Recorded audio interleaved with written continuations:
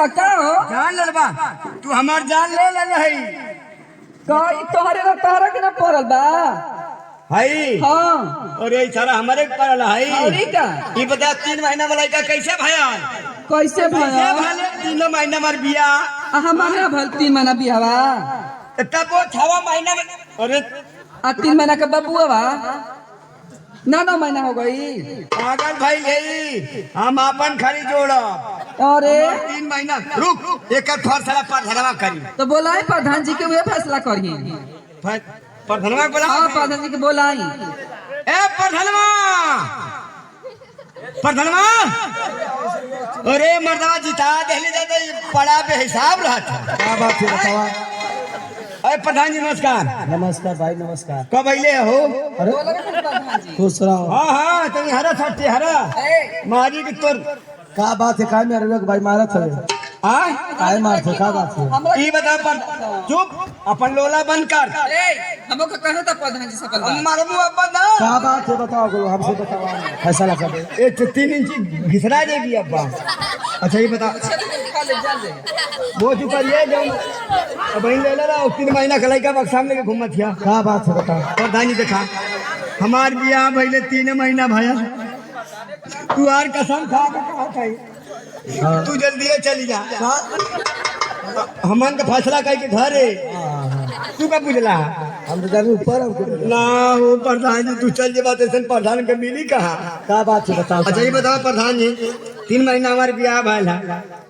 और तुमने कहा 3 महीना का लड़का वो लेके घूम थिया। अब बताओ हम कई मुंह दिखावे लग रहा देख तोरे काले का मतलब कि लड़का दूसरे का एकदम प्रधान जी तू सही एकदम नहीं पकड़ लेला ये लड़का लगा हमके नजारे में से लेके आई रे बक्सा में बंद के का प्रधान जी देखी ना ई बबुआ के मुंह देखी ना करा के पड़ल बा कि ना पड़ल बा ए प्रधान कहो पूछी ना प्रधान जी हमरा के जब से आइल बा खाली मारत न काय पियाई मारते भाई काय मारते ये बताओ तुम्हारे 3 महीना में लड़का हो जाई अब हम फैसला कर देते काय इतना घबरा लो तुम्हारे हो जाए बतावा नहीं 3 महीना में होई तुम्हारे नहीं ये करे कैसे भले तोरे ना होईता कैसे भले फैसला का के जाई बात तुम्हारी बहन की ए प्रधान जी के गाड़ी दिहल जाला जी नहीं पूछे थे प्रेम से प्रधान जी।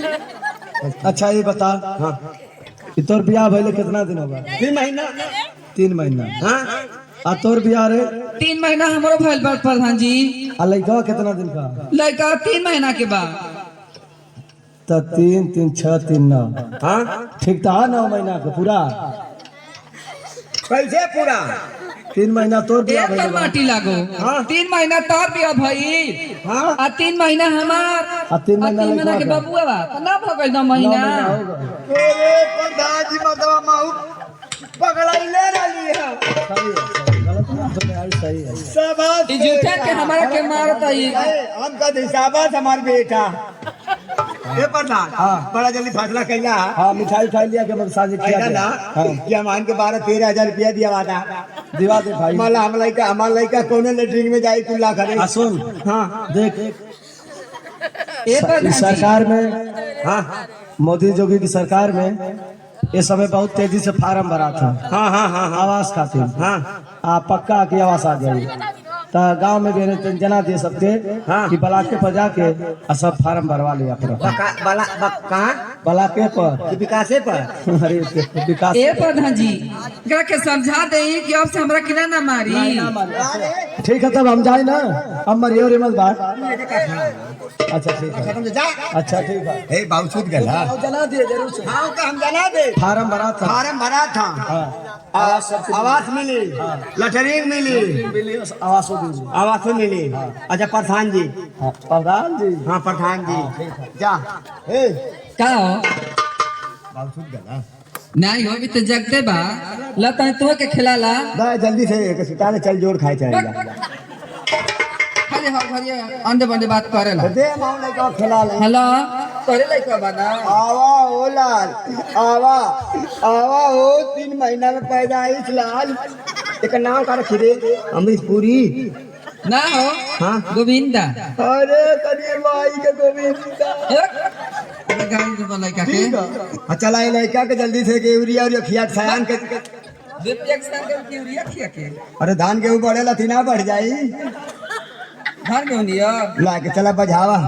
आके जल्दी सुता दे हाँ ठीक फिर हम मेहनत करा थे 3-4 महीना का